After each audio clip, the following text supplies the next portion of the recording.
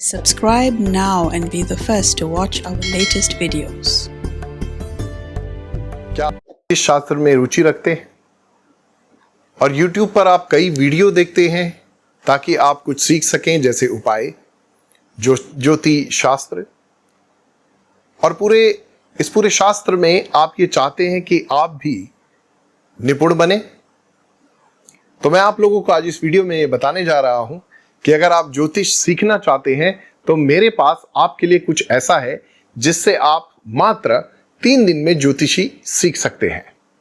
भले ही आप वो सेवा ना करें, जो ज्योतिष सेवा करते हैं आप भले ही वो ना करें, किंतु आप ज्योतिष सीख सकते हैं। स्वयं अपनी कुंडली, अपने बच्चों की कुंडली देख सकते हैं। पर उससे पहले मैं आपको ये बता देना चाहता हूं कि जो पहले 100 सब्सक्राइबर्स हमारे चैनल को सब्सक्राइब करेंगे इस वीडियो के बाद, मैं उनको एक पीडीएफ प्रोवाइड करूंगा, और वो पीडीएफ उनके लिए होगी ताकि वो ज्योतिष सीख सकें। अगर आप पीडीएफ को 3 दिन तक लगातार पढ़ते हैं, या 4 दिन तक, या हफ्ते तक, तो आप ज्योतिषी प्लस उसकी कुंडली समझ सकते हैं। आप स्वयं जान सकते हैं कि आपकी कुंडली में कौन सा ग्रह कहां पर है, कौन से घर में है, उसका प्रभाव क्या पड़ेगा और किस प्रकार से वो कार्य करता है। तो हमारे जो 100 प्रथम सब्सक्राइबर्स होंगे उनके लिए मैं वो फाइल दूंगा। आपको करना है हमारे चैनल को सब्सक्राइब, और उसके बाद आपको हमारी वेबसाइट पर जाकर कॉन्टैक्ट ऑप्शन में लिखना है अपना नाम, अपना ईमेल एड्रेस और फोन नंबर। हमारी टीम आपको क्रॉस चेक करेगी, और क्रॉस चेक करने के बाद आपको 100 सब्सक्राइबर्स की लिस्ट में डाल दिया जाएगा। और जो 100 सब्सक्राइबर्स में से हो सकता है आपका नाम भी हो।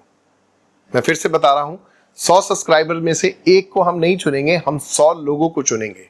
अर्थात अगर 400 लोग हमें सब्सक्राइब करते हैं, और वो 400 लोगों में से जो पहले आएगा 100 लोगों की लिस्ट में, हम उनको वो पीडीएफ जो मेरे पास 16 पन्नों की है मैं उनको दूंगा, ताकि आप लोग उसे पढ़कर ज्योतिष को समझ सकें और अपनी कुंडली स्वयं देख सकें। तो आइए हम लोग आगे बढ़ते हैं। आज मैं आपको बताने जा रहा हूं ज्योतिष शास्त्र के बारे में कुछ बातें जो आप लोगों के लिए बड़ी महत्वपूर्ण है। पिछले दिनों कालज्ञ सेवा संघ द्वारा, जो हमारे संघ परिवार है उसमें एक ग्रुप है, उसमें कई सारे लोग हैं, उन्होंने मुझे एक बात बताई कि गुरुजी आप वीडियो को देखें जो यूट्यूब पर और भी हैं।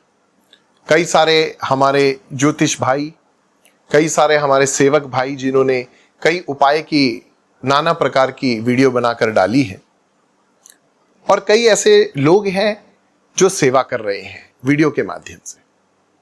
मैं उन लोगों को बहुत बहुत धन्यवाद देना चाहता हूं कि वो आप तक पहुंच रहे हैं और वो प्रकृति की सेवा कर रहे हैं। देखिए, मैं हमेशा प्रकृति को अपनी मां मानता हूं। मैंने भगवान को नहीं देखा, उसके स्वरूप को देखा है। मैं परमेश्वर को तब जानता हूं जब मैं उसके स्वरूप से मिल चुका हूं, अर्थात मनुष्य। प्रकृति पेड़ पौधों में, जीव जंतुओं में, पशु पक्षियों में है, और ये प्रकृति का हिस्सा है। उसी प्रकार आप और मैं भी प्रकृति का हिस्सा है। जो आपके लिए सेवा कर रहे हैं लोग, वीडियो बना रहे हैं ताकि आपको कोई परेशानी ना हो, वो बहुत सेवा कार्य कर रहे हैं और बहुत अच्छा कार्य कर रहे हैं। किंतु कुछ वीडियो मैंने ऐसी देखी है जिस वीडियो को मैं समझ नहीं पाया हूं। अर्थात कि उन्होंने उपाय तो बताया, किंतु मुझे समझ में नहीं आया वो किस प्रकार के लोग कर सकते हैं। अर्थात कि आपको मान लिया जाए कि उसने उपाय बताया कि कोई पूजा कर रहे हैं आप, और उस पूजा में आपको ऐसा करना है। मैं आपसे एक सवाल पूछता हूं कि अगर कोई 65 साल का वृद्ध व्यक्ति है और उसकी टांग में कोई रॉड डली हुई है या कोई प्लेट लगी हुई है, जमीन पर नहीं बैठ सकता, वो कुर्सी पे बैठ सकता है, तो वो पूजा किस प्रकार करेगा? उन बहन या भाई को बताना चाहिए या अगर कोई 40 साल का या 45 साल का व्यक्ति है और वो बेचारा बेड रिडन है, अर्थात अपने बिस्तर पर लेटा हुआ है, उसे कोई बीमारी है और वो उपाय करना चाहता है, तो वो किस प्रकार करेगा? तो मेरा आप लोगों से अनुरोध है, जो आप मेरा वीडियो देख रहे हैं, अगर आप यूट्यूबर हैं और आप सेवा कर रहे हैं तो कृपया पूरी जानकारी दीजिए, ताकि वो व्यक्ति ठीक हो सके और उसकी परेशानी दूर हो सके। ये जानकारी है। दूसरी मैं एक और बात आपको बता देना चाहता हूं कि अच्छा है कि आप जो भी उपाय करें उसके बारे में पहले पूरी जानकारी रख लें, पूरी जानकारी ले लें। अगर आप किसी YouTube पर कोई उपाय देखते हैं तो अगर आपको उसमें कोई भी डाउट होता है तो कृपया आप उस व्यक्ति को फोन करें या आप उस चैनल के डिस्क्रिप्शन में लिखें कि मुझे यह समझ में नहीं आया, तो वो जो हमारा बहन या भाई है वो आपको बताएंगे। इसलिए पूरी जानकारी होना जरूरी है। अधूरा ज्ञान, अधूरी जानकारी और अधूरा उपाय आपके लिए लाभदायक नहीं होगा, अर्थात हानिकारक होगा। आइए हम आगे बढ़ते हैं। अब मैं आपको बताना चाहता हूं कुछ ऐसे विषयों के बारे में जो कि और भी ज्यादा खतरनाक है, अर्थात जादू टोने से जुड़े हुए उपाय अच्छा है कि आप ना करें, किंतु कुछ उपाय कर सकते हैं। वो इसलिए मैं बोल रहा हूं क्योंकि जादू टोने की जो शक्ति होती है वो कहीं आपको नुकसान ना पहुंचाए। अगर आप करना चाहते हैं तो कुछ ऐसे साधारण उपाय जो कि हो सकते हैं वो आप करें। चौथी बात मैं बताना चाहता हूं, जो हमारे रत्न, जिनको हम पत्थर बोलते हैं, हम अपने हाथों में पहनते हैं, मूंगा, पुखराज, नीलम, मोती, इस तरह के पत्थर। आप जब भी कोई इस तरह का पत्थर पहने तो कृपया मेरी आपसे विनम्र निवेदन है, आप किसी ज्योतिष से पूछें जो आपके जानकारी में हो, जिससे आप मिलते हो, या अगर आप नहीं जानते किसी ज्योतिष को तो आप ढूंढें कि अच्छा ज्योतिष कौन है, आप उससे पूछें, वो आपको बताएंगे, क्योंकि ये सेवा है उनकी। हम सब लोग जो जितने भी ज्योतिषी हैं ये सब सेवा कर रहे हैं, पर बिना ज्योतिष से पूछे आप कोई पत्थर ना पहने।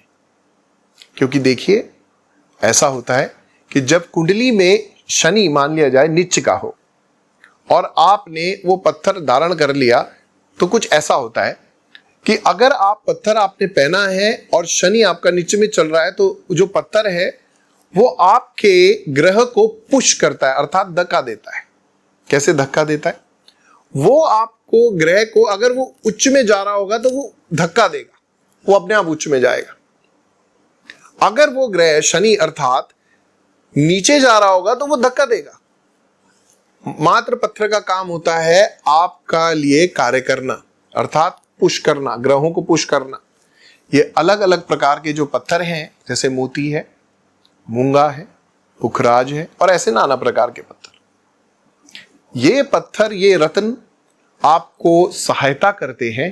किंतु मैं ज्योतिष से मिलकर पत्थर पहनने के लिए इसलिए कह रहा हूं कि पहले वो आपकी कुंडली को जांचेंगे, उसके बाद आपको बताएंगे आपको ये पत्थर पहनना है या उतारना है, क्योंकि कुछ उतारने भी पड़ते हैं अगर आपका ग्रह नीचे में चल रहा हो। कुछ उपाय ऐसे होते हैं जो अगर आपने कर लिया और आपको हानि भी हो सकती है, इसलिए बहुत ध्यानपूर्वक किसी जानकार व्यक्ति से पूछ कर ही उपाय करें और रत्न को पहने।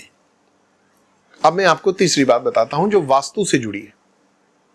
वास्तुशास्त्र में कुछ चीजों के लिए बहुत सख्ती से बताया गया है, जैसे बाथरूम की दिशा कौन सी होनी चाहिए, बेडरूम की दिशा और किचन की दिशा। ये तीन चीजें जो है बड़ी मुख्य होती है। मान लिया जाए कि कुछ भी बनाते समय आपने ध्यान नहीं दिया, बाद में किसी ने आपको बताया तब आपका ध्यान गया। उसके अलावा भी कई ऐसे उपाय होते हैं जो कि आपको मदद कर सकते हैं। आपको घर तुड़वाने की आवश्यकता नहीं पड़ती, किंतु आपको वही व्यक्ति बताएगा जो उसका अनुभवी होगा। मैं आज आप लोगों को सिर्फ ये बात इसलिए बता रहा हूं ताकि आप लोग परेशानियों से बाहर क्यों नहीं निकल पा रहे हैं, आपका विश्वास क्यों उठता जा रहा है ज्योतिष शास्त्र से या फिर वास्तु से। बहुत से लोगों से मैंने सुना है कहते हैं ये सब बेकार है, ऐसा नहीं है भाई, बिल्कुल नहीं है। सदियों से हमारे पूर्वज, हमारे ऋषि मुनि कार्य करते आ रहे हैं और इस कार्य की बदौलत आज हमारी जो संस्कृति है वो जीवित है। और मैं आपको आज बताता हूं, कालज्ञ सेवा संघ का कार्य 72 देशों में है। मैं आप लोगों के लिए सेवा कर रहा हूं इस कालज्ञ गुरु YouTube चैनल पे। अगर आप चाहते हैं कि आप मुझसे मिलें तो आप हमारी वेबसाइट kalagyaguru.com पर जाकर मुझसे संपर्क कर सकते हैं, या आप हमें ईमेल भेज सकते हैं support@kalagyaguru.com पर। मेरे लायक जो भी सेवा हो कृपया आप मुझे बताएं, पर इन बातों का अवश्य ध्यान रखें। बहुत बहुत धन्यवाद इस वीडियो के लिए। मैं अगले वीडियो में एक बार फिर से आपसे मिलूंगा। नमस्कार। Thank you for watching.